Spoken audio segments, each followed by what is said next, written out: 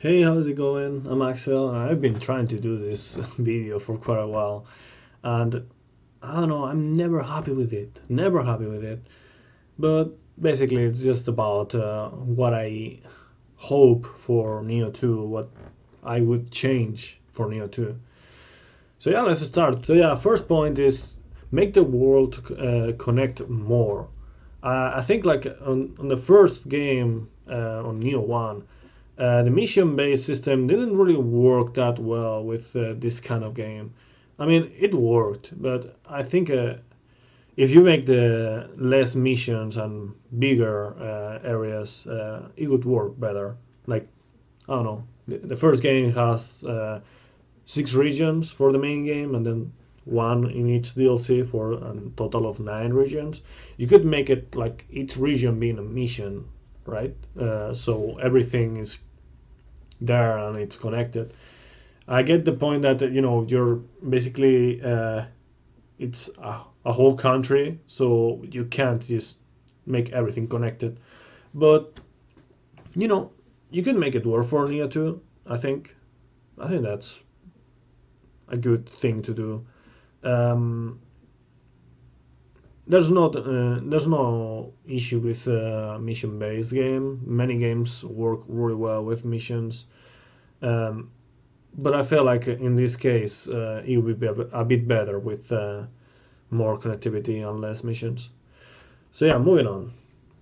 On the second point, the main complaint that I kept hearing about Nioh 1 was the enemy variety, and I feel like more than enemy variety, it was like enemy thematicity. The enemies were not thematic enough. I felt like each region or each mission added new enemies, almost every mission, but at the same time, the older ones kept appearing again and again and again. So very little things felt new about the enemies because keep they were being recycled in almost every single mission instead of being you know more thematic to one region, for example, and then on the next region you would mostly find new enemies, and then on the next one you would mostly find new enemies like that. I feel like that would be a better approach for it. Um, I could be wrong, but I feel like that's one thing that felt in Neo One. That's one thing that even though I don't really like comparing these two games together because everyone keeps comparing with them, but in this case, I feel like it's appropriate. In Dark Souls and Bloodborne and stuff, like you would find different enemies for different areas, and it might not even be like a super different enemy. It might just be like it's just thematic to that. And it has a different moveset, and it's just you feel like every enemy is in place. That's one thing that Neo One didn't do. Like you felt like every enemy could be anywhere. But yeah, and then on the third point is the bosses. On the bosses, I felt like there was not a good way to approach them without cheesing them. You would find yourself that if you wanted to be consistent or fast or on those bosses, you would have to basically use weakness necessarily, sloth for more consistency, um, confusion like two elemental divas at the same time to make it so the yokai boss staggered all the time. Uh, and I felt like that was something that didn't really work really well. I felt like I don't know. Most of the bosses were fought the same way. It was just two kind of cheeses. Like either it was a human boss that you needed to cheese with the EI, or with matchlock and stuff like that, you would, basically stun lock him to death. And then the yokai, you would just confusion the boss to death. So I felt like that was a bit lacking in terms of how different the bosses felt. Um, Many of the designs were really good, but at the same time, so many bosses could be fought the same way that it just kind of felt like they were not such great. They were not very great bosses overall. But yeah, moving on. Let's talk about my personal main complaint about the game. I felt like the Diablo loot system was really off. Um, and here's why. In your first playthrough, or in your casual playthrough, whatever you want to call it, you would find yourself killing enemies, getting the loot, checking the loot, comparing the loot all the time, and so it would just kill the pace of the playthrough. You'd find yourself like for a mission that if you were going to the point or just killing enemies, it would, I don't know. In the speedrun, it would take like, I don't know, 2 minutes or 3 minutes, and then on a fast playthrough with not really caring about the loot too much, you would find like, I don't know, half an hour maybe tops. I would say even 20 minutes. And then other people, without dying, they would find themselves like 2 hours in the same level because they were checking so much the, the equipment that they were getting. And then they would also find themselves thinking like, or, realizing that 99% of that loot that they were getting, like, it was worthless, or 100% of it was going to be worthless because you have to keep renewing your shit. So yeah, it's like, I don't know. It just felt like the loot was meaningless. Most of the loot was like worthless per se. Like you would be better off just rushing to the boss, getting the loot, and then keep going.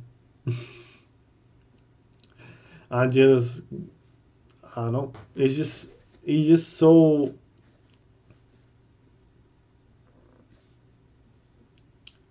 It was something that wasn't working in terms of rewarding the player for exploring. Uh, on players who had played once the game, or I don't know, were late on the game, you would find those players that were not really into exploring too much, or getting the loot or killing enemies for the loot. They were, I don't know, maybe not, but it depends on the player, of course. But in the end, the results were that it was worthless. They were only farming Amrita, pretty much, and gold. The loot was not that important per se. So yeah, I feel like the loot should feel more important. It should not be that random. Like when you kill one enemy, depending on the type of enemy, you should be able to get that kind of weapon or the kind of loot. And then on the same weapon or equipment or whatever, uh, you would want some consistency. You would not want to get, for example, like a katana drop and then find out that it's just 1,000 times worse than your katana that you already have, even though the mission is like higher level. So yeah, it just didn't work. It just didn't work at all. I felt like so many special effects that were random.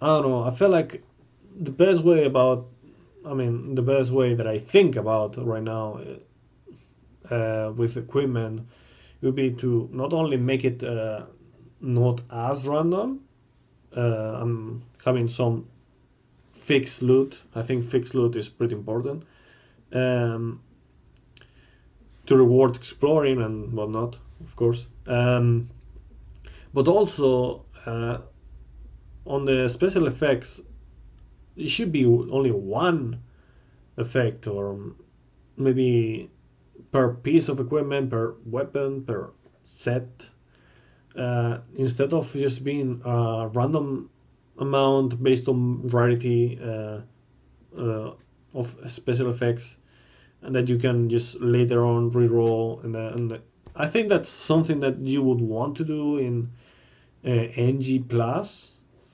And even then, I would not do the Diablo loot system. Like I don't know, it just doesn't feel rewarding at all. I don't know. It just didn't work out for me or many other people. I think that's the main problem that I have with Nioh 1. But yeah, let's talk about balance of the game. I felt like sloth was one of the main issues of the game. You would,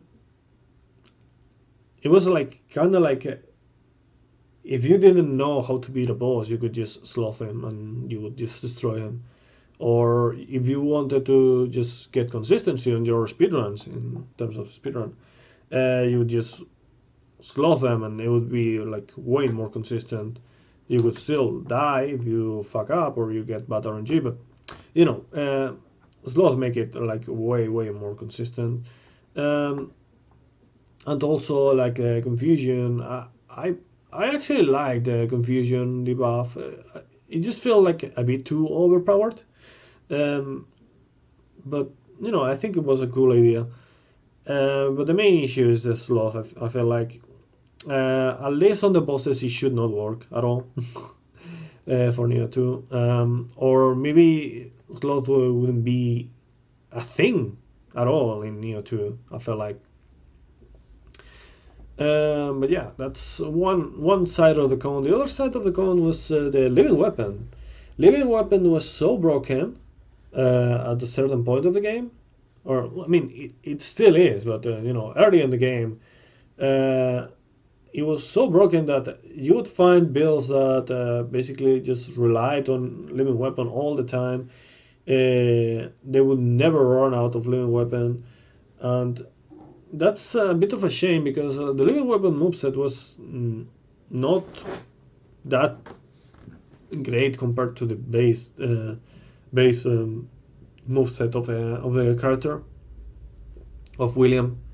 You would not have any access to stances or EI attacks on living weapon. Um, so then, when you make a living weapon build, so it would be just a random hack and slash. You would just be pressing two buttons like light and heavy, and maybe one or two skills like Reaper, for example, in Kusarigama. But you know, skills that are like able to use in mid stance. I felt like that was, I don't know, a bit lackluster.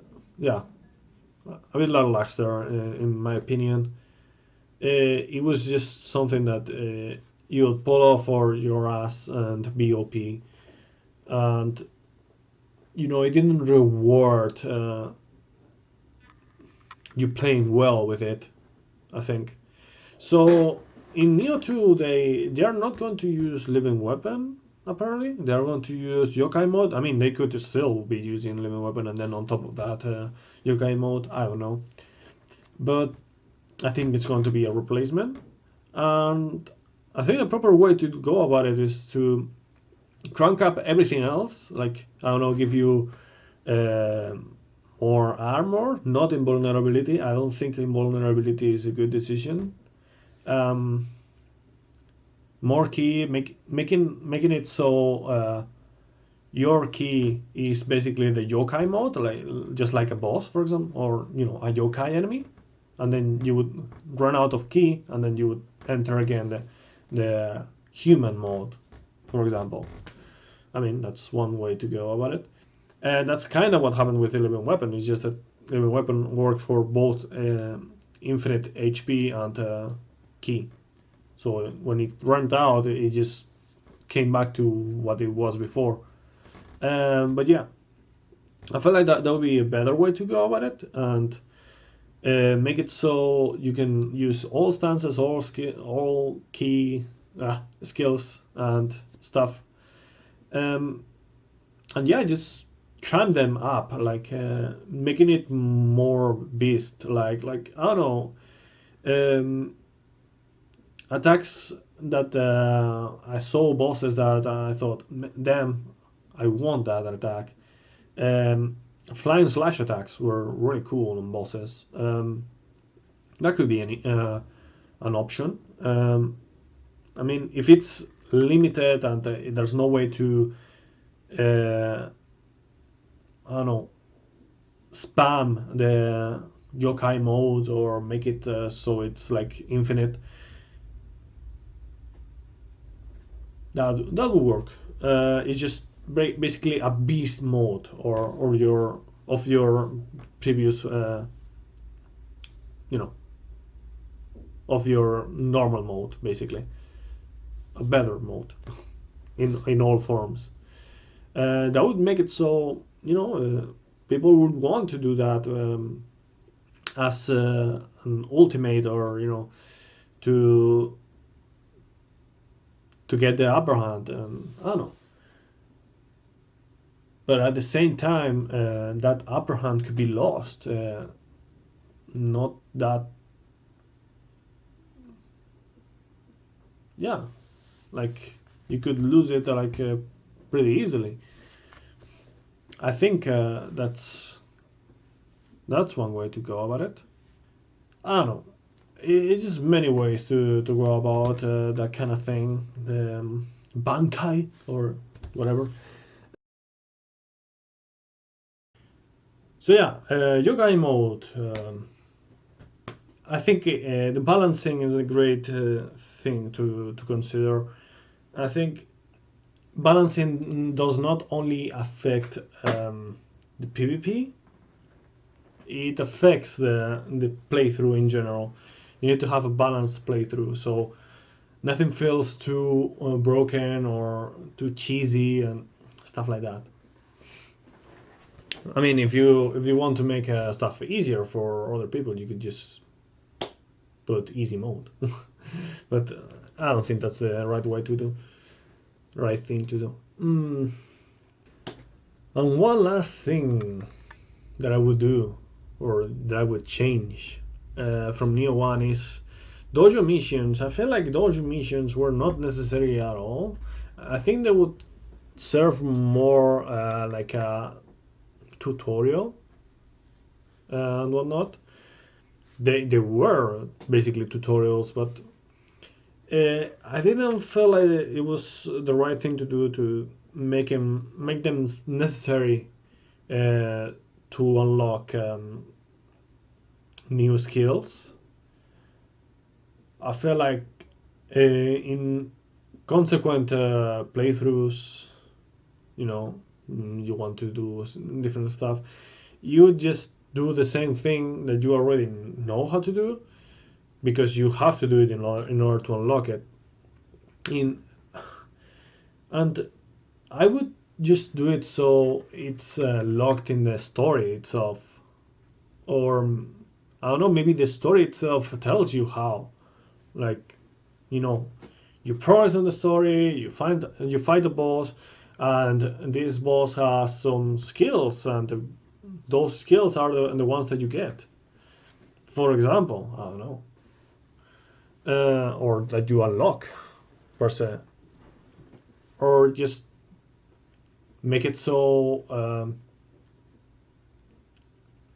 in the story itself you do the dojo mission like it's in the story instead of being apart. I felt like one of the big issues with another of the big issues with Nioh 1, even though I like the game, I fucking love it. It was the side missions. The side missions, some of them were pretty cool, optional bosses and whatnot. And other ones were like really, really bad. Missions where you would find yourself trying to find a chest that could or could not have the object. Another side mission where you would fight two bosses at the same time. Yeah, that's with that. It was pretty bad. It was pretty bad. Unless you cheese the hell out of them, it was like not happening. Or you would just take forever to do, or have an OP build. And then on other missions, you would fight just a fucking horde of enemies. I feel like maybe that would be a good thing to do in challenges, like progressive challenges, like I don't know. I don't even know what I was going to say. It's just something that many people didn't want to do at all. I don't think anyone wanted to do like the horde side missions. The boss rush missions were cool. I felt like those were a good type of missions. Then again, they were cheesed pretty often also. So yeah, I think the main concern is that. Okay, so to sum up, basically, the most important things about Nioh 2 that I want to get addressed would be the balance of the game, the equipment loot like system to be not like it is in Nioh 1, not Diablo loot system with multiple effects, random. It's like people don't want that much randomness. And enemies, fix a bit the enemies. But yeah, thank you for watching. I'll see you guys in the next one. Bye bye.